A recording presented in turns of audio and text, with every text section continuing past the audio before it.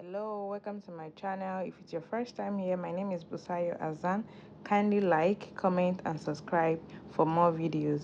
For today we'll be making sculpted candle, which I'll be using my scale right here, and I have my beeswax which I'll be using, which I recommend, and I have my pitcher right here, the bigger one, so right here. So for this pitcher I'm also going to use it to melt my wax. So I also have right here my wick cutter. I also have scissors, and I have my mold right now, and which I also have my cutting wick, and I have this particular pin, to poke hole for my mold. I can also use this wooden one if you don't have the pin, this particular pin, and I have my thermometer, which I also have my fragrance. I have my pipettes right here to measure my fragrance, and I have my baker, the smaller one. If I'm working with a larger quantity of fragrance, I can use it to measure, but I'm using my pipettes today.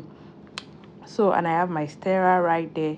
So first I'm going to start with measuring of my wax. So I'm working with 100 grams in total, so which I'll be doing 80 grams of wax and 20% of fragrance. So first I'm going to measure my 80 grams of wax right now.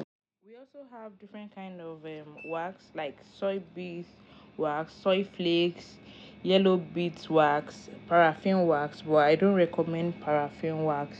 So right now this is 72 77 okay, this is 80 grams right now. So I'm going to melt it, and then we come back later, but while melting I'll come back to prep for my mold.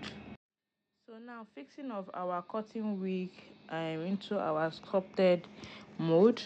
So starting with the pin to poke the center of the mold so that the cotton wig will go through in between, like through the center, so it will be easier for you to. So now it's already fixed. So I'm going to use this wooden one. If you have like a toothpick or something, you can use, and you can also make use of the pin also, but I decided to use this wooden one that I have here with me. So just look at the way I'm placing it on it, and from inside out.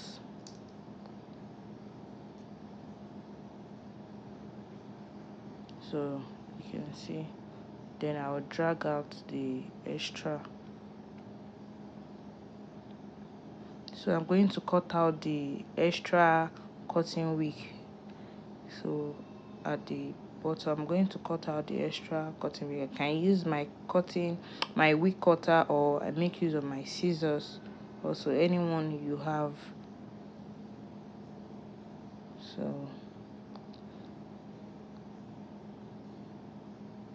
So after cutting, I forgot to mention earlier about our wick holder. So they have different type of wick holder, the metal one, and this is the wooden one. So it will help your cotton wick to stick at the center, like to stay at the center.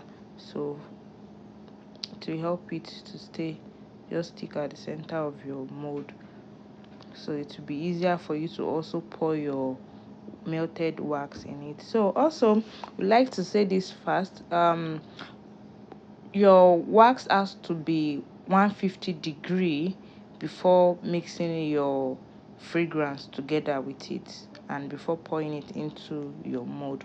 So you have to also always check to know the degree of your melted wax. So right now the wax is ready, melted wax is ready. So I will check it right now, so to check the degree of it, so before mixing my fragrance, so which I'm doing right now, as you can see. So it's 150-degree.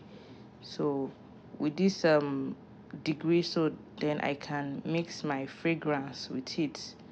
Sorry, this thing I did not show it clear very well. I missed it through the camera while I was trying to view it, so I found out later.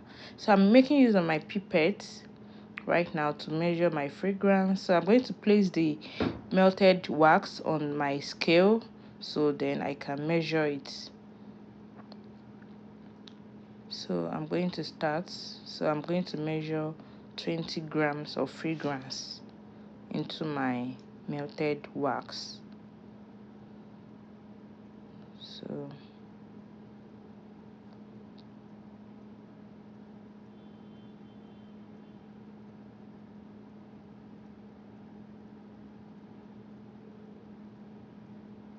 $20 grams of fragrance.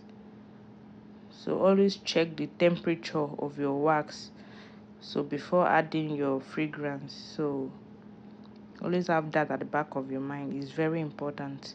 So and also whenever you are making a sculpted candle that stands on its own, please always use the right wax. If not, if you use the flakes wax, it will not stand, it will not come out nice by the time you unmold it. So always use the right wax for your sculpted candle. So this is 19 and 20, just one drop to complete. So this is 20. So now I have to mix it very well. Also, I'm going to close back my fragrance. Always have different pipettes and label it for different fragrance so you won't contaminate your fragrance. So I have different pipettes, as you can see, for different fragrances. So now I have to mix my fragrance and my melted wax. I have to mix it very well, very well. You can see I have to mix it very well. So the reason why we do measure is that so to avoid having excess waste during your production.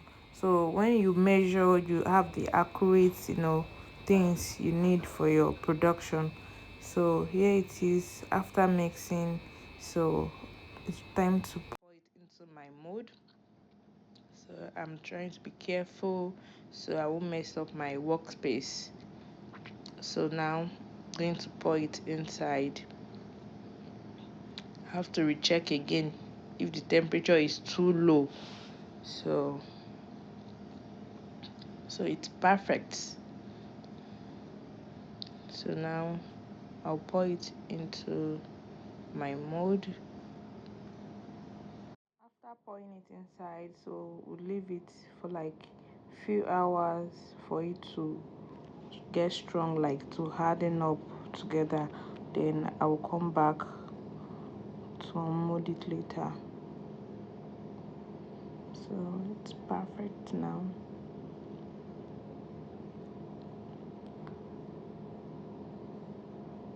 So I'm going to come back to check it. Hello guys, welcome back. It's time to unmold. So oh god, the fragrance is pleasing. Like I can't just imagine. I wish you can perceive the fragrance like from here, from from distance. I wish. Oh my god, it's so pleasing. Now our candle is ready. So time to unmold right now. As you can see, looks creamy. Oh my god, I can't wait to see your first candle. I can't wait.